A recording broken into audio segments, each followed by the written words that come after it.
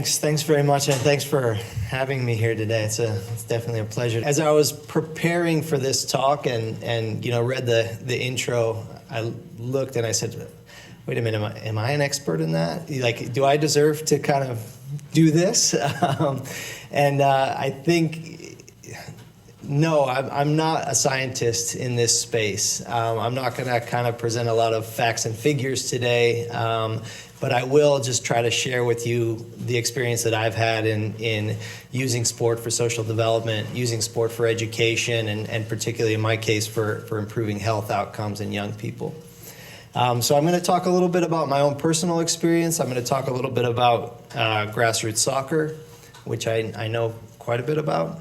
And I'm going to try and share with you some of the other stories of other organizations and things that I've seen in the field that are really using sport to change the world. Like everyone in sport for development, I'm starting off with this quote here from this guy, Nelson Mandela. And I think it says so much and has become the mantra of sport these days. But what does he know? But I think it does say a lot. I think this power to inspire, power to unite, and power to create hope in particular, are really, say a lot about what sport can do.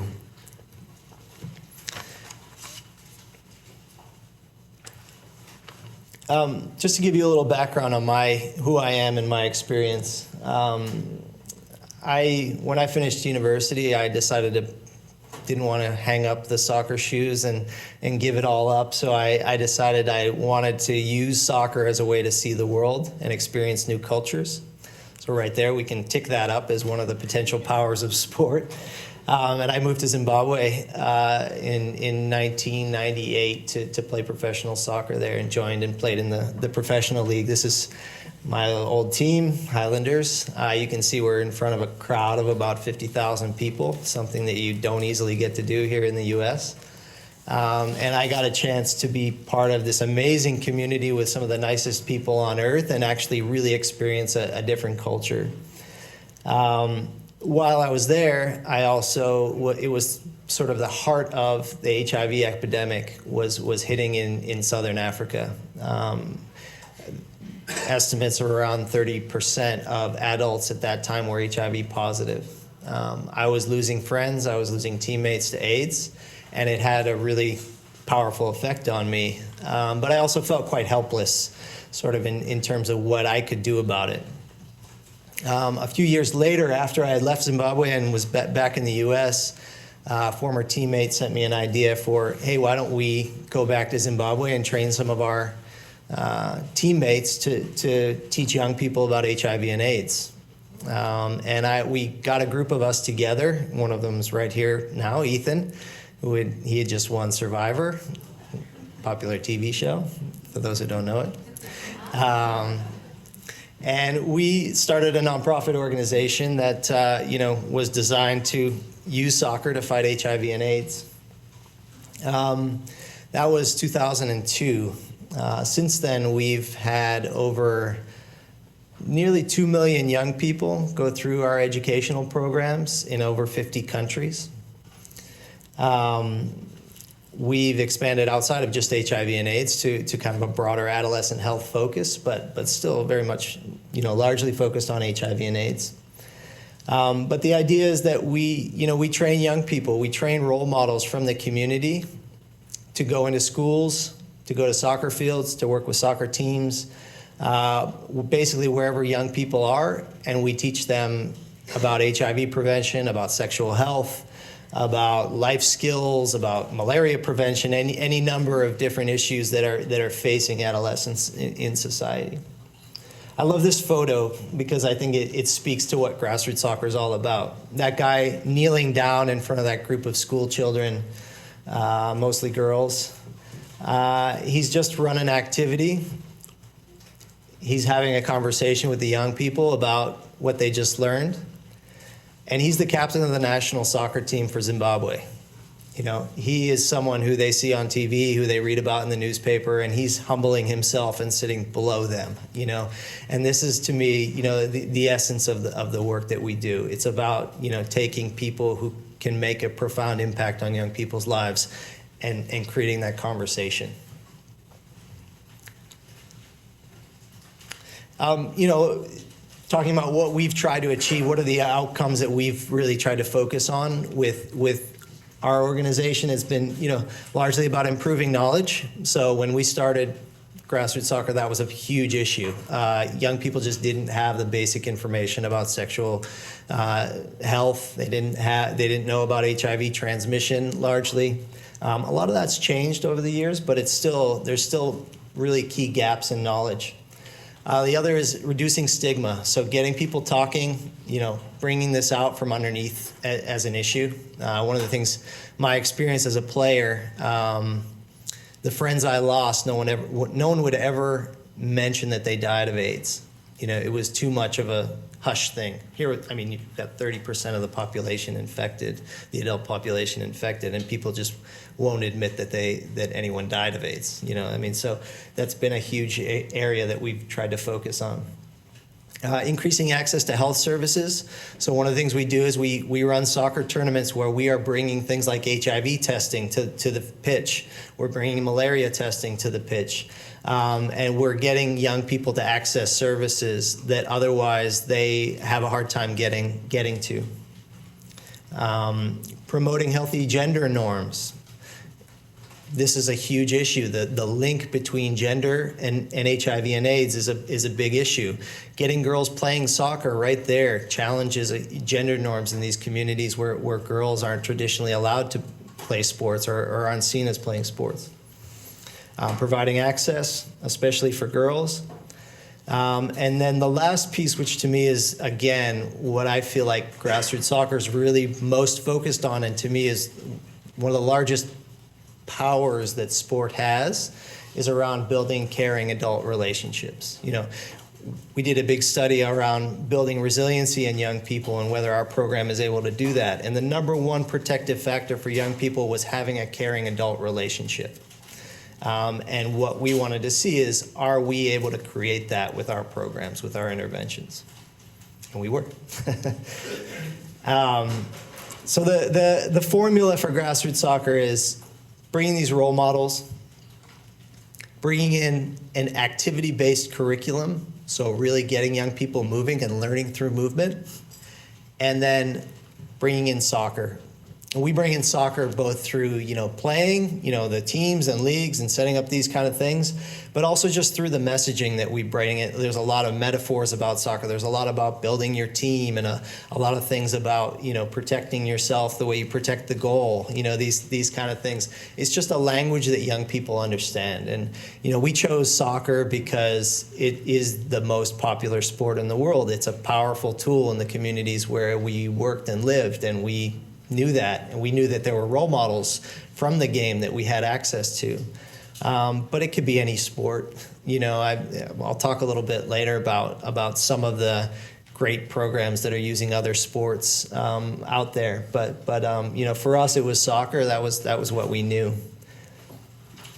Is anybody up for playing one of the games? I think what we can do is do a demonstration group. So I feel like it's it's one thing to talk about the activities that we do in the curriculum. It's another to experience them. So why don't we just let's do one of the activities right here in front of the room, and then it'll make it a little bit more fun. Sound okay? Yeah. Give me 10 volunteers who don't mind catching and throwing and moving their feet a little bit. Just stand right up and come on up to the front. So we. Can you all hear me okay if I don't mic up? Is that okay? Yeah. Okay.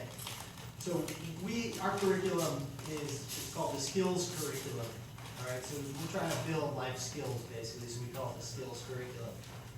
But it's basically between 10 and 20 sessions that we go through with young people to teach them through a series of different fun games and activities to teach them different life skills related to HIV and AIDS, related to malaria prevention, related to any number of different things that we determine.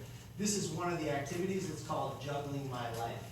Okay, so we're going to basically, as a group, juggle our lives and work together as a team to do so. Okay? Let's see how this works. Let's make a circle here. Ethan, why don't you hold the balls? In leader. I will water.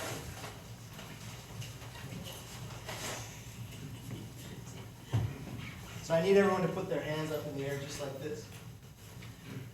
We are going to pass the balls around the circle one at a time.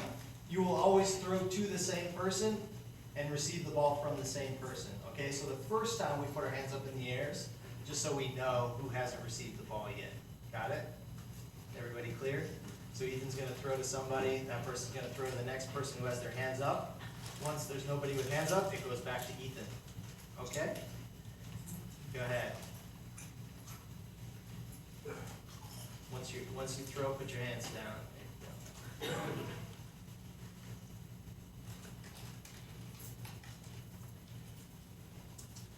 All right, does everybody remember who threw them the ball and who they throw to?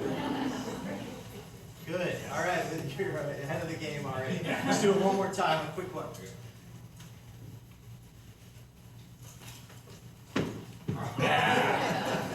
You know what, guys?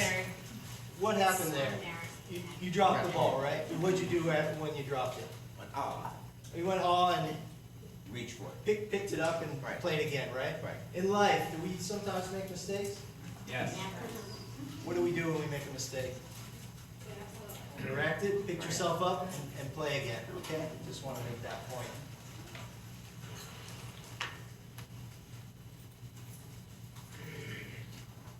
Okay, so this game is called, what was it called again? Juggling My Life. Okay, so this game's about life. So we're going to talk about these balls and what they represent. We're going to give each ball a name, okay? Let's say the first ball, something important in our lives. Anybody? Family. Great, that's the family ball. Let's do the family ball. Oh, and by the way, we're going to have fun and be active. So let's at least move our feet, all right? Good job.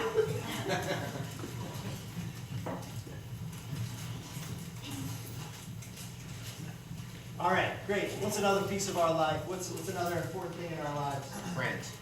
Friends. Great. Friend ball. Family. Friends. Family ball, friend ball. Here we go.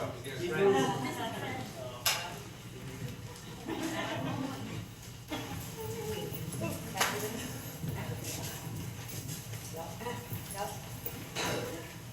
Okay, great, great. Family, friends, health? Great. Okay, our health. Here we go. Family. Here we go, we're moving. Friends. Health. Okay, stop. Hang on one second. Hang on one second. I got an idea. What's one way we might be able to make this so we don't make mistakes? What's one thing we could possibly do to make it a little easier? Call out the name. What would that be an example of? Communication, another life skill that we can learn, right? Let's make life a little bit easier on ourselves and communicate well. Say the person's name as you throw them the ball so they know it's coming, okay? There you go. Go ahead. Let's see if life flows a little better with better communication. Allison. Do it. Eileen. Mary. Do it. Allison. Ryan. Eileen. Casey. Ethan. Allison. All right, Ethan. All right, let's add some things. School. School. right. Good. School. Kimi. Health. Mary. Do it. Family. Mary. Casey. Friends. Kimi. Mary. Allison. Do it. Mary. Allison. Do it. Don't forget to pick the ball up and play again if you drop it. Don't forget, we got to keep going. All right. Allison. Casey. Eileen. Ethan. Allison. Eileen. Ethan. All right, we got a lot of pieces of our lives going here, right? We've already learned some skills, right? We got to pick it up and play again. That's called being resilient. Okay? We learn from our mistakes and we keep playing. All right? We communicate. That helps us do a much better job keeping all these balls in the air, right? Now, we got a few balls going. You got to pretend that you are 13-year-old boys and girls in Southern Africa, and you are feeling a lot of pressure to add a new ball to your life, and that is the sex ball. Actually, I'm going to take this one off. We've got a sex ball here, okay? We're going to see what happens when we add the sex ball to our lives, okay? Because this is an activity to learn about. All right, here we go. HIV and sexual health. Heating, health, friends. You didn't have sex yet, Don't be afraid of the sex ball. Don't be afraid of the sex ball. Allison. Gary, thanks. Eileen. Ethan. Uh-oh, here comes Gary. sex. Allison, here we go. Gary.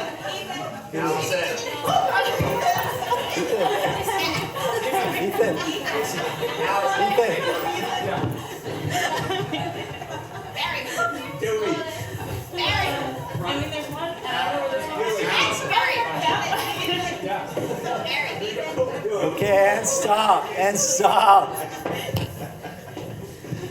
Oh, Allison, knew you would get the sex ball.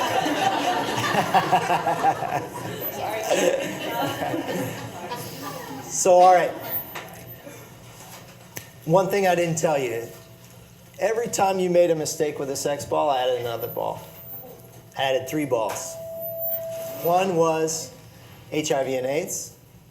One was teenage pregnancy. And one was sexually transmitted infections. Okay?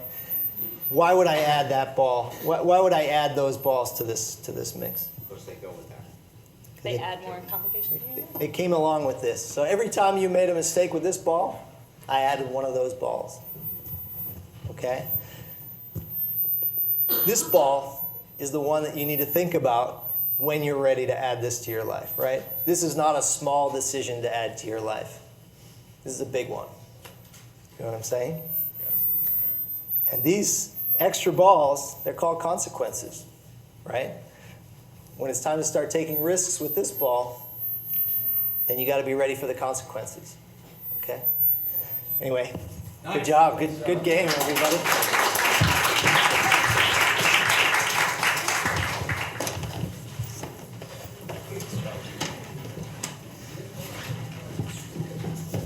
So that was a modified version of that game delivered by a very poorly trained grassroots soccer coach.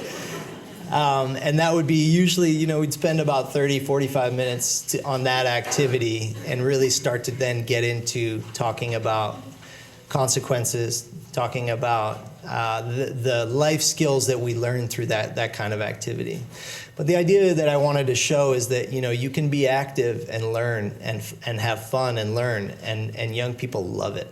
I mean, they're laughing, they're playing, they're enjoying, and they're also getting these really important discussion topics introduced to them at the same time. And that's what our curriculum is about, and that's what so many organizations that use sport for social development really try to do. I talked about from my point of view, the importance of role models.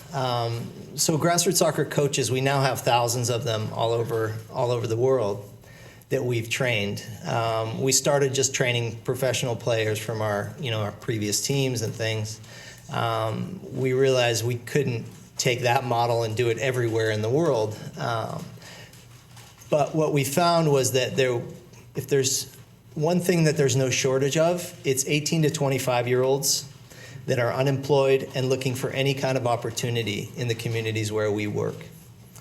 And we realized that our coaches, are the people who are delivering our curriculum in schools, could be anybody, and that this demographic, which is having so many challenges, is perfect. They're there in the community. They know these young people. They're looking for an opportunity to do work. So we started training them. And we've just found that it is the core and the essence of the work that we do, is the relationships that we can build between young people and their coaches. The other thing is we do still use the professional players, and it is key part of what we do, both local and international stars. This is a nice example. This is a campaign that we were doing to promote voluntary medical male circumcision in Zimbabwe. So we had, one of the national team players who was one of our coaches, who also went and got circumcised and, spoke about his experience, as well as an international star who plays for Arsenal in the UK, who's a very well-known player, who also was willing to say, I've been circumcised and promote the procedure. Reason for, by the way, promoting circumcision is because for a male, you're 60% less likely to get HIV if you're circumcised. So it's a big movement to circumcise as many young men as you can. And it's a big challenge, obviously, to get young men to go in and get their foreskin cut off. So you need to think about how you're going to create that kind of demand for services. As I said, the activity-based learning is really key to the model. It's a big part of what we feel is key to using sport. Ideally, activities like this really help hammer home the message. It becomes much less about sitting and learning in a classroom and memorizing what the teacher tells you. When it comes to sexual health, you need to feel it, you need to experience it, you need to discuss it, you need to have honest conversations, and we're trying to create that environment through the activities that we deliver. So the question is it working? We're trying to figure that out every day. We've now conducted 19 research studies in 8 countries, including several randomized control trial studies. And we're finding that, it is working. We still have a lot to learn, and we still have a long way to go in terms of, really proving the value of sport. But some of the big things we're learning. Obviously, we can improve knowledge and attitudes of young people in our programs. We're empowering girls. We're helping them increase their uptake particularly of sexual reproductive health services, but through the programs that we deliver with girls. Over 70% of the participants in our program test for HIV, which is a major jump from the typical adolescents in the communities where we work. There just very few adolescents are being tested. Increasing resiliency skills. As I said, we did some research around building resiliency skills and a whole host of factors that related to resiliency, and we found that there was a significant increase in that area. The VMMC services, we've seen 9 times more young people uptaking VMMC services who've gone through our 90-minute intervention delivered by a circumcised coach. So that was also really major finding. We've had a study in South Africa with young men looking at their high-risk behaviors, in particular around drug and alcohol use. So we set up a league in South Africa where the points in your league were tied to also getting drug tested. So you can get points for your team by winning games and attending sessions. But also you would have to get drug tested once a month. And this was with former prisoners, all who had tested positive for drug use, and we had 100% reduction in drug use. So not a single player in the league tested positive for drugs after entering into the intervention. So we've had some amazing results. The other thing we've focused quite a bit on our coaches and how has this been transformational for them? As I said, they're unemployed young people, mostly finished high school but don't have anywhere to go after that. And we found over 80% after 2 years working with grassroots soccer as a coach were able to enter into employment or further education. Which is a massive leap from the communities where we work. which have over 80% unemployment, especially for that demographic. So it's, we're seeing really encouraging results with the program, and it's exciting to see. Again, we have a long way to go to be able to really tell and to distill down what are the key components of this work, and what is it about sport, and what is it about our interventions that are really making the difference. The testing and the health services piece is particularly, I'd say, one of the biggest focuses for us now, with HIV being very different than it was when we started in 2002. Now if you get tested and you test HIV positive and you get put on treatment, you can live really indefinitely. And so a big part of what we focus on is HIV testing, and is creating linkages to care, and ensuring that we provide support to young people over time if they test positive. So that's a big part of what we do. I just wanted to make sure I leave some time to talk about some of the other organizations that we've seen, because this is really about the power of sport generally, not just about grassroots soccer, but just some really interesting examples of the field and we've got a true expert in this space here today, Eli. So if we have questions, he can help me answer some. But I just wanted to bring up some of these because there's some great examples of how sport is being used to change the world and for educational reasons. We've largely focused on health. Paris Center for Peace in Israel is bringing together Israeli and Palestinian young people and having them play in soccer leagues and teams and jointly, and it's really focused on bringing cultural, two different very difficult cultures together, cultures that are having a lot of challenges together, and discussing peace. There's two organizations that I've come across recently working in South Africa that I thought were a really interesting model.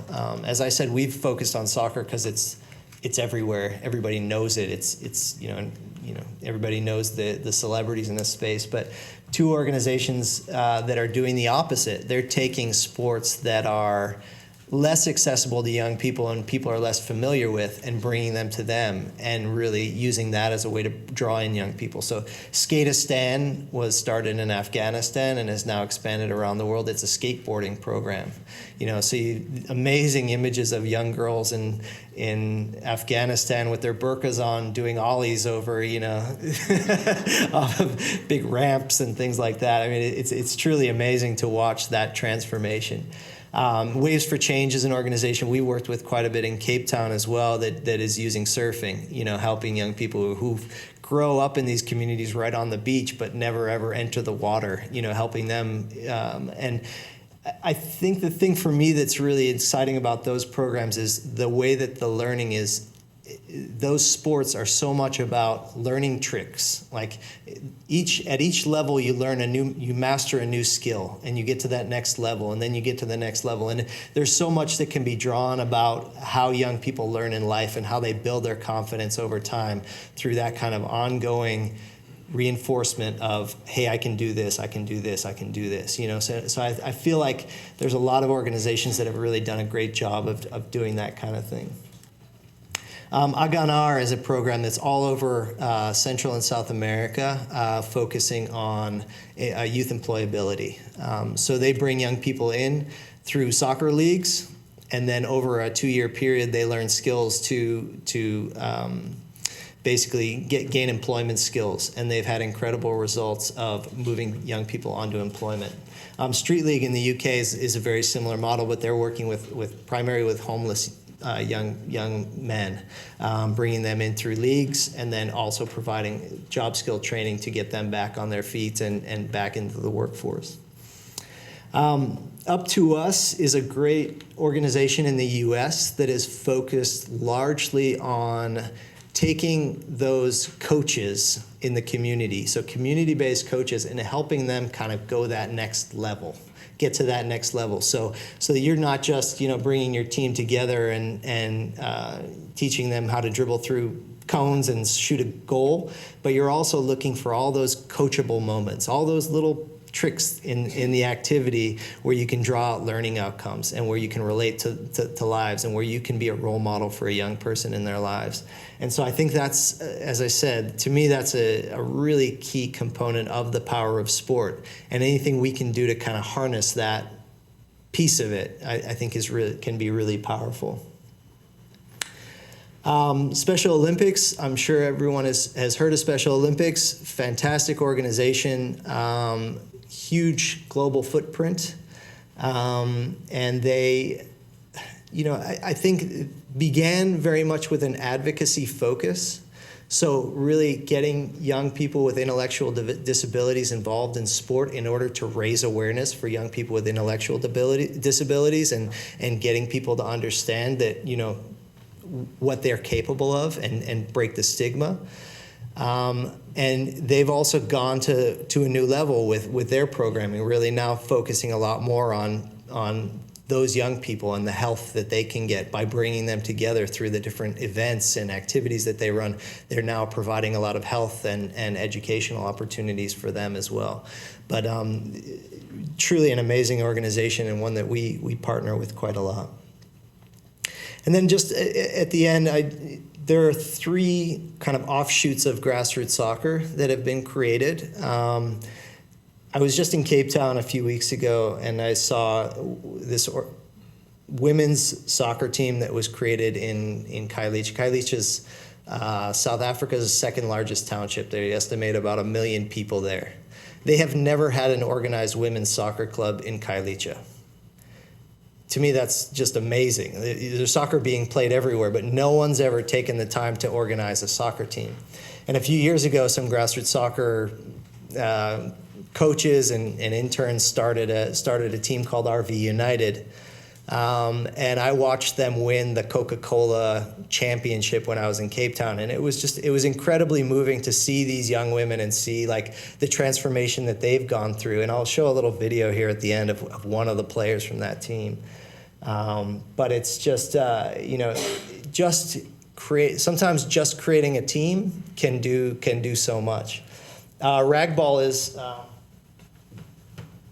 one of the things that supports this team is that they create rag balls. These are the typical soccer ball that's used on the streets in any African country is usually made through plastic bags, socks, any number of materials that get rolled up into a ball and created. We created this thing called rag ball.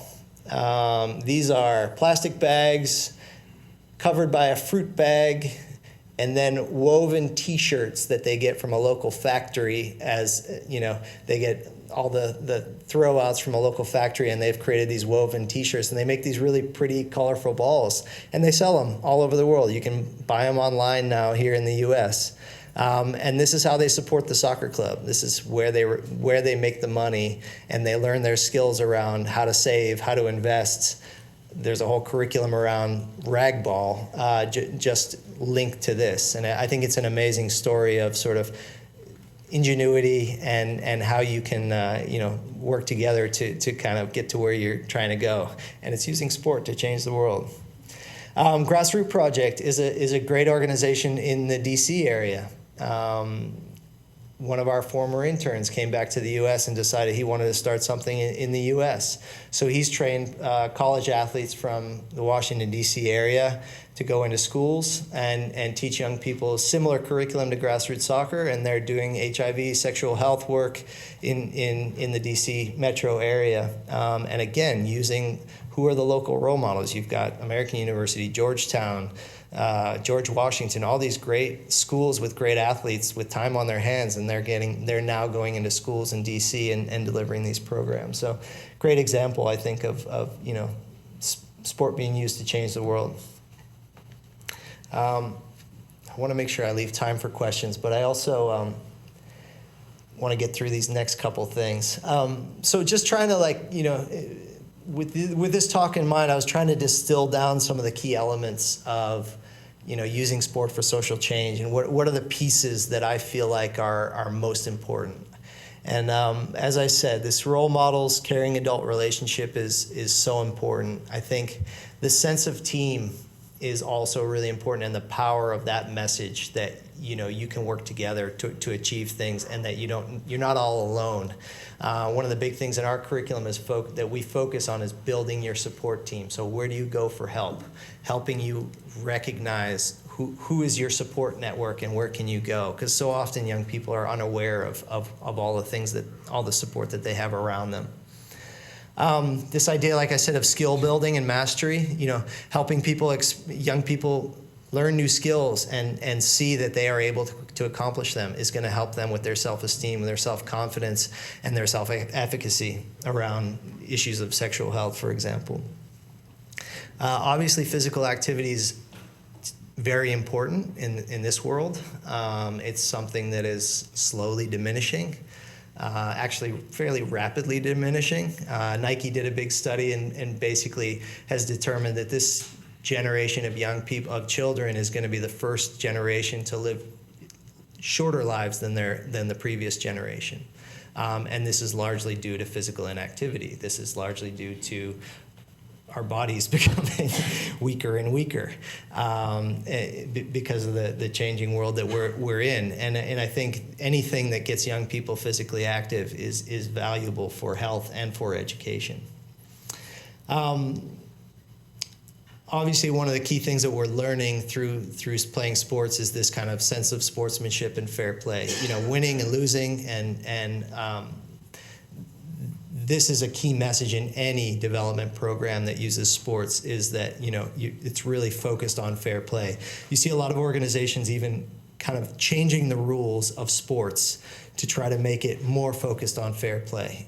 So they'll get rid of the referees, and now there's no referees. You call your own fouls, and you actually, if there's a challenge, you need to sit as a team and discuss and decide what we're going to do. These kind of things where you get a chance to really focus on that key component of discussion of fair play. So that's what I've seen. And then I just wanted to also share my own, because as I was thinking about this presentation, I thought a lot about my own personal experience with sport and what were the pieces for me that were most powerful. So I'm a soccer and former soccer player turned into a surfer. And I thought back, I guess the first thing was I thought back to any goal that I've ever scored, which to me was, these are the highlights that you can think back and remember, what did I do as a sports person? And for every goal I ever scored, or every time that I ever did anything really good on the soccer field, I think my head was completely empty at that time. My thinking was totally clear. And to me, that is an extremely powerful thing to experience that, even if it's just for a flash. You have Zen monks that spend their whole lives trying to get to that point and just meditating to try and get to that point. And I think, to me, one of the major powers of sport has been that flash of freedom and emptiness of the mind. When I think about surfing, every wave I've ever caught, I get scared. Right before I take that wave, I'm scared. No matter how little or how big it is, there's a moment of total fear. But then you keep going and you get past that, and then you get to experience surfing a wave, which is easily the best feeling in the world. And I think that, for me, with sports is another key thing. You have to overcome fear constantly. You have to just push past it. The best learning that I've had in my life has come when I've sort of humbled myself to the point of saying to a coach, I want you to teach me something. And when those coaches knew well enough to see that as an opportunity to teach me much more than just some sports skill, So every coach has had the biggest impact on me in my life, in terms of really educating me about the value and the important things in life. And those coaches that really were fantastic figured out that it was much more than just about sports. And they took the time and they saw that opportunity. And they saw my humility and said, I can work with this kid, you know. And then finally, of course, it's the power of teammates and the network of friends that I've created. I mean, Ethan here is one of my closest friends on earth, and he's a former teammate. And, you know, these are the people that I would do anything for and that have helped me through the hardest times, and I'll always go back to them when I need support. And I think that piece as well is just so powerful for a young person to know that you have that network and to create that network of support. So for me, those are the personal things. I'm just going to try this, clicking on a little video here.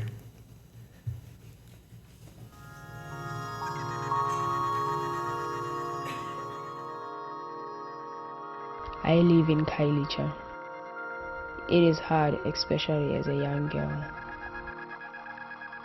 Being a lesbian has made it even harder, and sometimes I thought I wouldn't make it. But football gave me hope.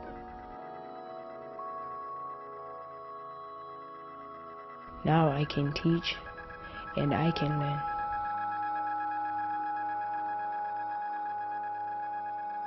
And when I'm on the field, I am free. I can show the world who I really am, all because of this beautiful game. My name is Atipila Sidondi, and I am a footballer. That's Ati. She plays for RV United in Kailicha. And I just wanted to share that story because I think she's one of those young people who sport has really changed her life. You know, I watched her win this Coca-Cola tournament a few weeks ago, and you can just see the confidence that she exudes and that her whole team exudes as a result, and the way that they've gone from being fairly invisible people in the community to being local superstars, you know, and it's really is amazing.